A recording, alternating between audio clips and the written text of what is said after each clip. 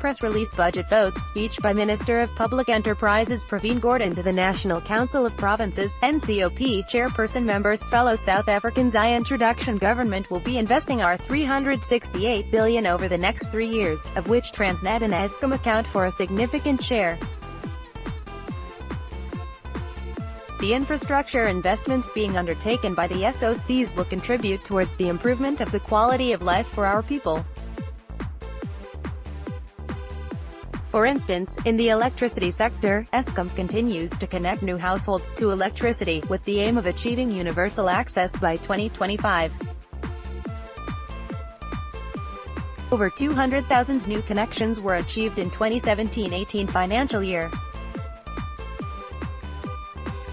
In particular, these enterprises have a central role to play in the progressive reform and strategic transformation of our economy.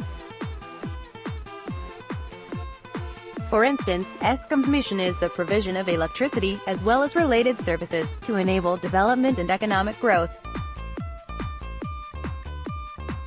It achieves this by powering the economy and enabling businesses, particularly mining and manufacturing, to thrive and create employment. Transnet's port, rail and pipeline infrastructure facilitates the movement of goods from where they are produced to where they are consumed within the country. This promotes trade with our neighbors and provides a connection to export markets. It is critical as an enabler of cost-effective, efficient, and seamless movement of goods through our economic system. Denel supports a supply chain of both small and large companies operating in the defense sector. In addition to ensuring the country's security, through its research and development, the company contributes to the development of the advanced skills necessary for the company to compete in a world that is becoming increasingly sophisticated. Denel has leading-edge technology and manufacturing capability as well as strategical defense capability that advances our national competitiveness. South African Express operates routes connecting secondary cities with the major metros as well as connecting South African with some of its neighbors such as Botswana, the Democratic Republic of Congo and Namibia. This contributes to promoting economic activity, particularly tourism in the region as well as in secondary centers. In our case, an effectively managed, efficiently performing and well-governed public enterprise sector should play a dynamic role in delivering important public services and public goods that enable economic activity and improve the quality of the lives of our people, investing in infrastructure to reduce the cost structure in the economy so that other economic players become more efficient and competitive, supporting and growing small and medium-sized businesses, undertaking research to develop new technologies to equip the country to compete effectively in a world post the Fourth Industrial Revolution, transforming the patterns of ownership in the economy by directing their procurement spend to black-owned businesses, and providing jobs, training and skills development. SOC issues. Eskom is responsible for the generation, transmission and distribution of electricity. The company has installed capacity in excess of 45 gigawatts and generated 225.92 terawatt-hours of electricity in 2017-18. The key generation expansion projects are Medupi and Kusile coal-fired stations. This critical institution was on the brink of collapse through state capture. In addressing this, government intervened in removing this compromised board and executives that enabled the Tegeta purchase of Optimum coal mine. In addition, there was a collapse in governance, an audit qualification and irregular expenditure. A new Eskom board was appointed in January this year as well as an acting GCE. Since then, the board and GCE have achieved the following. It is instituting a culture of effective and transparent governance, including ensuring that those who are engaged in fraudulent activities are brought to account.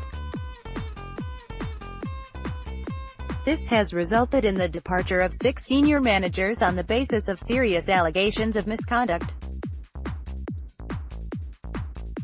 A further 3 senior employees remain on suspension, of which 2 will be facing independent disciplinary hearings this month. Employees as well as outsiders have been encouraged to use the whistleblowing facility to share information about corruption at Eskom. The response has been very positive. I am advised that almost 250 matters are being investigated, of which there have already been 42 cases where actual corruption, fraud or irregularity has been confirmed.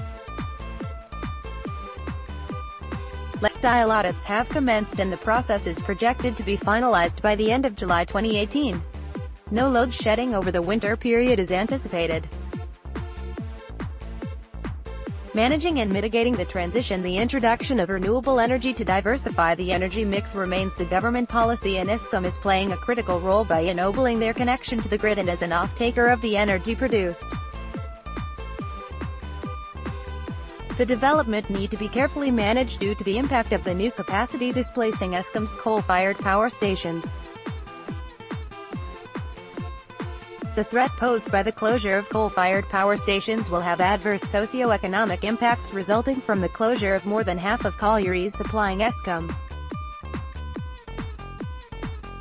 Eskom estimates that the closure will directly impact more than 100,000 people that currently service the power stations and the livelihood of the various communities in the areas surrounding the affected power stations, which will have a significant negative impact to the already distressed economy that is struggling to create jobs. Lessons should be learned from towns like Ermelo following the closure of Eskom's power stations. Electrification to better the lives of more South Africans. Eskom continues to execute the government's mandate by ensuring that more households are connected to the grid. A total number of 215,590 new connections were achieved in the 2017-18 financial year. Table 1, Provincial Electrification Breakdown. Number of Connections 2017-18 Eastern Cape Freestad Egaden G KwaZulu, Natal Limpopo Mpumalanga Northern Cape Northwest Western Cape 215-519-569-892-46-503-25-304-237-137-466-686 Municipal debt. It is important that delivery of services to communities happens without any interruptions. Our SOCs are key to ensuring that some of the critical services like electricity supply is accessible to all South Africans.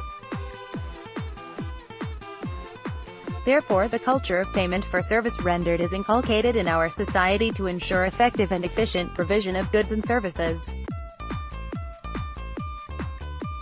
The growing municipal debt is posing a financial risk to Eskom's sustainability. For the year ended March 2018, the debt increased to our 13.6 billion from our 9 billion at the end of 2016-17 financial year. I must emphasize the importance of Eskom's ability to recover all the revenue for providing electricity to customers. The growing trend of non-payment is posing a risk to the entity cash flows and its financial sustainability. In terms of the PFMA, accounting authorities of the public entity must take effective and appropriate steps to collect all revenue due to the public revenue. It is therefore critical that Eskom is able to collect the revenue for the electricity supplied to ensure that this important entity is both operationally and financially sustainable. The non-payment is no longer Eskom's own challenge but a national challenge due to the significant role the entity plays in the lives of South Africans. It is therefore imperative that a holistic solution must be sought to address this culture of non-payment. Transnet is responsible for providing land freight transportation services through its port, rail and pipeline infrastructure. During 2017-18 financial year, the company moved a total 226.3 metric tons by rail, with general freight moving 90.6 mt as well as 17 billion liters of fuel. Transnet has 8 commercial ports, namely, Port of Richards Bay, Port of Durban, Port of Port Elizabeth, Port of Ngqura, Port of East London, Port of Cape Town, Saldanha Port and Port Nolloth. Interventions at Transnet. The board accepted the resignation of the CFO and I have approved the appointment of Mr. Mohammed I. Mohammadi CA, SA, to act in this capacity. I have accepted the resignation of the previous chairperson of the board of Transnet and several other non-executive directors. In line with the Companies Act, I met with the remaining Transnet board members to allow them to make representations concerning their retention on the board. After considering this, I decided to remove them as non-executive directors with immediate effect. I have appointed an interim board for Transnet pending consultation with Cabinet.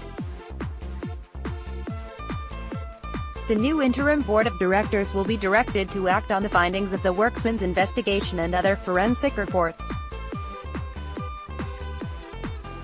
They will also review the large contract that have been entered into in order to verify their legality.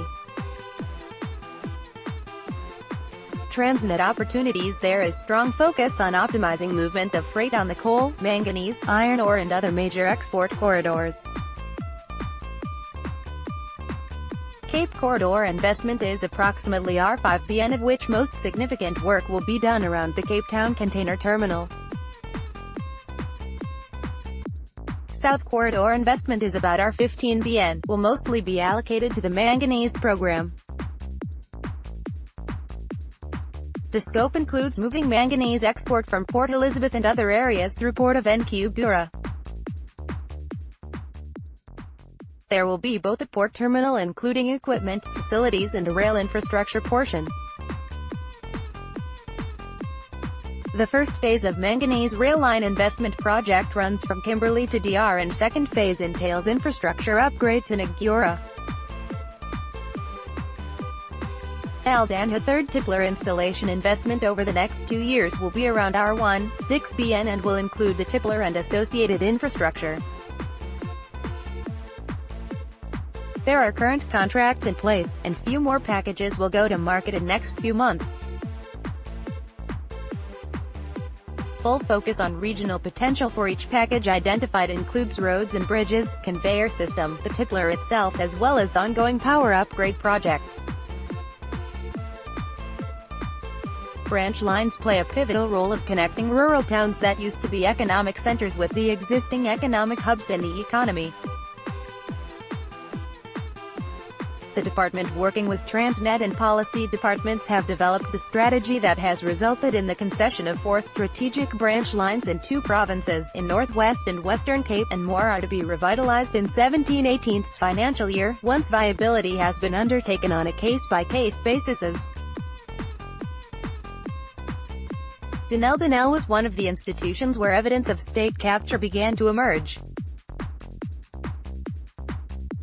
Once again, it seems that a weakened captured board and executives were intent on facilitating the exploitation of the company's valuable intellectual property to enrich Gupta associates and potentially launder money offshore. Denel could not meet its obligations and government increased its guarantees in order to improve its cash flow. The new board, which was appointed in April, has been tasked with implementing the findings of all forensic reports and holding those implicated to account. The CEO has resigned and his resignation has been accepted by the board.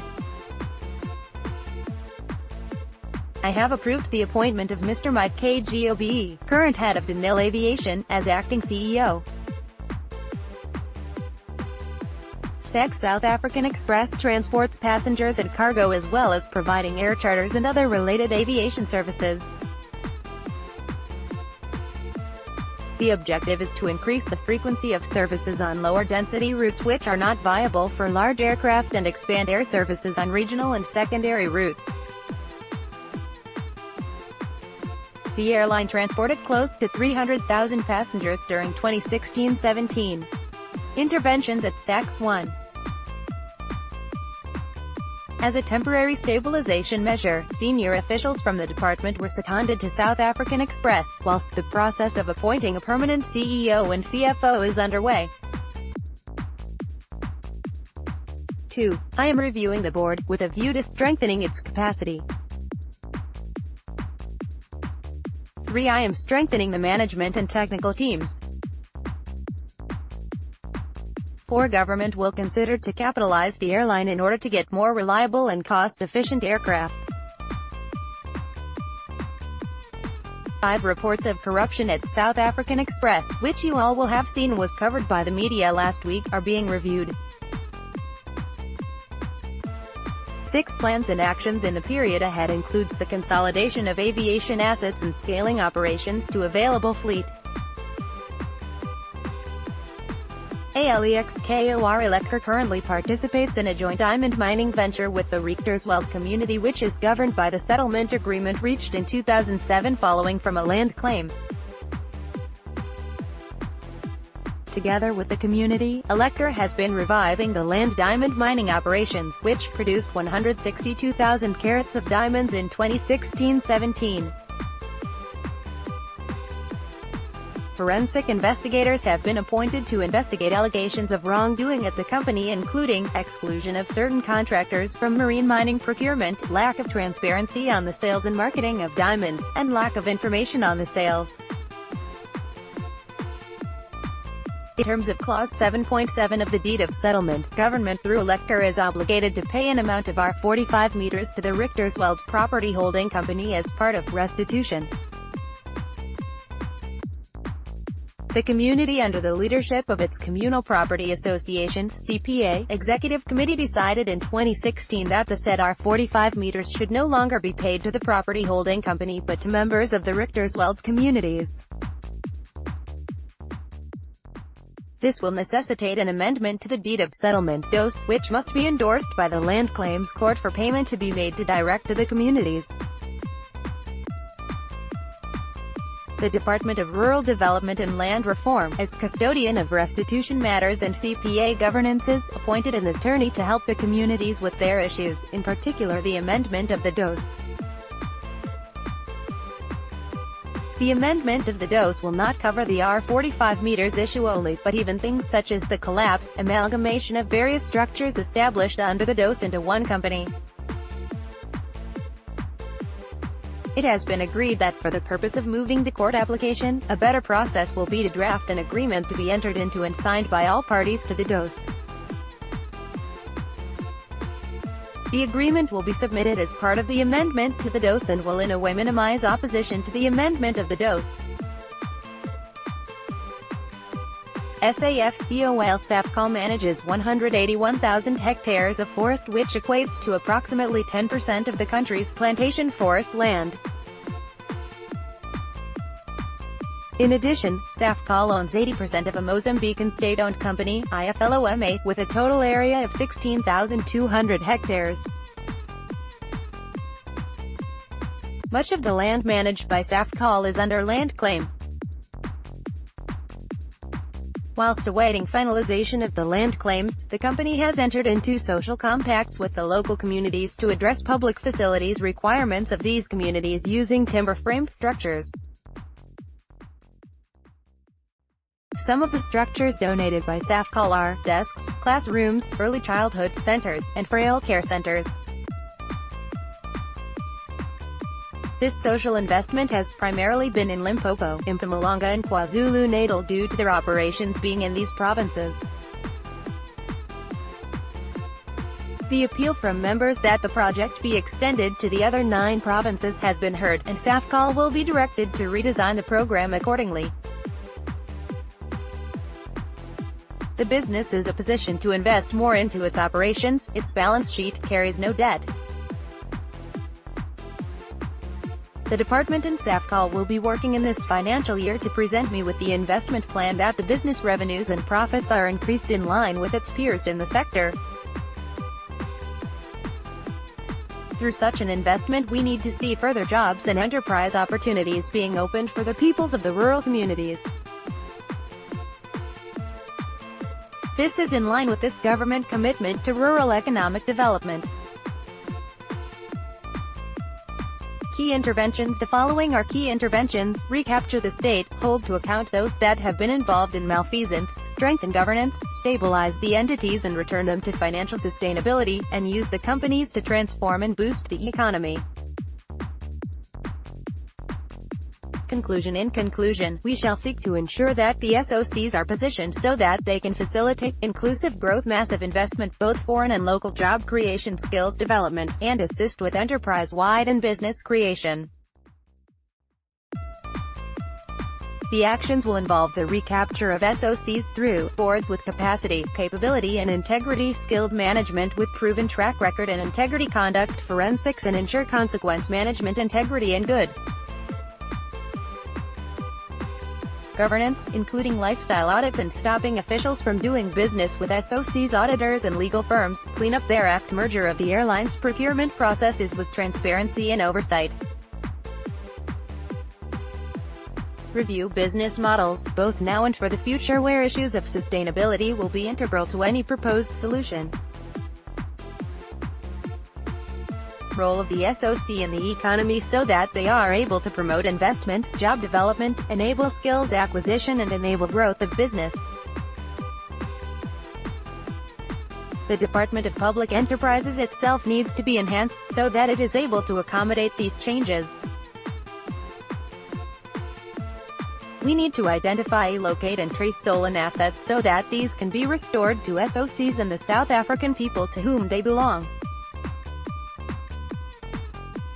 Chairperson, I thank President Ramaphosa for allowing me the privilege of serving South Africa again in this capacity. Issued by Department of Public Enterprises.